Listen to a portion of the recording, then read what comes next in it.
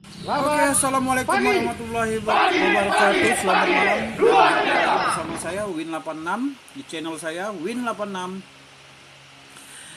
Kali ini saya mendapatkan beberapa 4 buah pertanyaan seputar pertanian, seputar pembangunan pertanian. Itu apa sih sebenarnya pertanyaan-pertanyaan tersebut itu tentang apa? Oke, di sini kita akan buka, kita akan gali, kita akan jawab. Kita akan coba jawab dan semoga jawaban kita akan diterima oleh masyarakat umum. Untuk pertanyaan pertama, sebenarnya permasalahan pembangunan pertanian di Indonesia itu apa sih? Kalau gitu kita coba jawab. Kalau untuk pembangunannya itu pembangunan infrastruktur.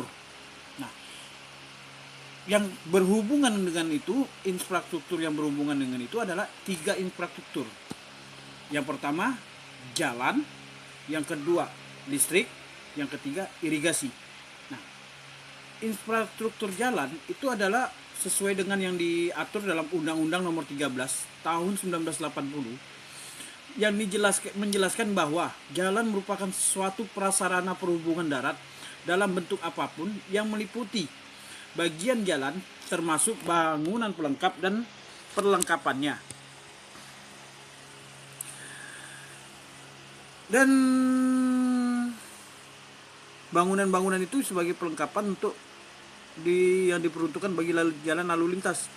Nah, untuk listrik, infrastruktur listrik, energi listrik itu dapat mempengaruhi secara langsung maupun tidak langsung meningkatkan produksi rumah tangga maupun industri agar dapat memaksimalkan output yang dihasilkan. Sekarang kalau ada suatu metode baru yaitu sedot air, mesin penyedot air, pompa air itu dengan menggunakan listrik. Nah, solusi pengairan di masa kekeringan, para petani memanfaatkan pompa listrik karena biaya operasional pompa air menggunakan tenaga listrik untuk mengairi 1 hektar itu hanya 500.000 per musim. Lebih murah ketimbang menggunakan mesin diesel berbahan solar yang mencapai 1,4 juta rupiah per musim. Itu lebih efisiensi dari 65% lebih efisiensi. Dan untuk irigasi, pentingnya dalam pertanian khususnya lahan persawahan untuk mengairi dan memberikan pasokan air di pertanian. Irigasi memberikan pasokan air untuk lahan pertanian sehingga petani tidak perlu lagi takut kekurangan air. Nah, itu fungsinya daripada untuk dibantu dengan listrik. Jadi air disedot, masukkan ke listrik, masukkan ke sawah. Jadi secara itu irigasi juga diperlukan, sangat diperlukan. Nah, jadi kalau irigasi itu ada dibagi atas 2 bagian, yaitu tujuan langsung dan tidak langsung. Yang langsung membasahi tanah berkaitan dengan kapasitas dan kandungan air dan udara dalam tanah sehingga dapat dicapai suatu kondisi yang sesuai dengan kebutuhan untuk pertumbuhan tanaman yang ada di tanah tersebut. Untuk tidak langsungnya yaitu mengatur suhu dari tanah, mencuci tanah yang mengandung racun, mengangkut bahan pupuk dengan aliran air yang ada. Nah, jadi kan tidak perlu disebarkan capek-capek, udah langsung disebarkan pakai air, pakai untuk irigasi. Dan itu pertanyaan yang kedua, solusi pemecahan pembangunan pertanian tersebut. Solusinya 1, perlu adanya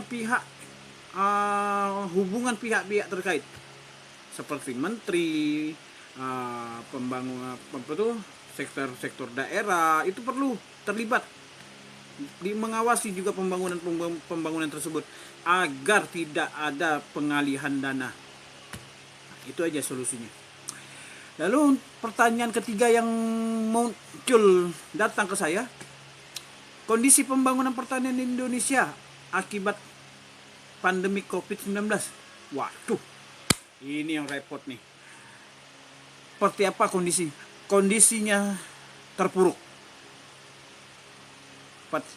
Pembangunan pertanian Indonesia terpuruk di masa pandemi. Karena apa?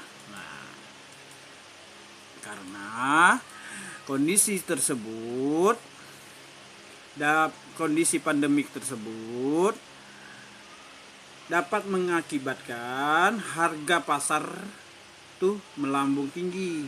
Kenapa melambung tinggi? Jawabannya karena distribusinya ke kota itu terhalang. Terhalang karena apa? Terhalang karena penutupan jalan, penutupan akses, dan pembatasan sosial. Kenapa pembatasan sosial?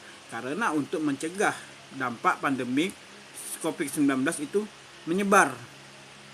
Kenapa bisa menyebar? Ya, karena ini penyakit wabah.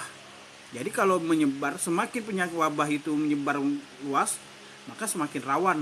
Nah, solusinya ya dibatasilah kegiatan-kegiatan masyarakat agar pandemik cepat selesai. Lalu bagaimana solusinya pemerintah untuk menangani masalah pertanian akibat pandemi? Ya, solusinya cuma ada satu. Yaitu solusinya itu ya sebenarnya bukan ada satu, tapi satu metode saja sih. Ya, apa metodenya? Pemberian bantuan sosial dan pembelian bahan pangan para petani yang tidak bisa didistribusikan ke kota. Dalam arti kata, pemerintah harus mengeluarkan dana untuk membeli semua produksi bahan-bahan hasil-hasil produksi para petani dan diberikan kepada masyarakat secara gratis agar kondisi perekonomian petani tetap berjalan walaupun pandemik masih berjalan juga. Nah, lagi pula perekonomian tetap bisa berjalan jika modal yang dikeluarkan untuk membangun atau memproduksi pertanian tersebut bisa tercapai dalam arti kata bisa kembali. Mereka petani mendapatkan untung, negara juga mendapatkan untung dengan memberikan logistik kepada masyarakat agar masyarakat mengurangi kegiatan sosial mereka. Ya, kalau ada makanan di rumah, mereka tetap di rumah. Ngapain lagi keluar-keluar? Nah, kan seperti itu aja jawabannya. Oke, untuk malam ini selesai dulu, kita akhiri dulu penjelasan yang masuk dari saya.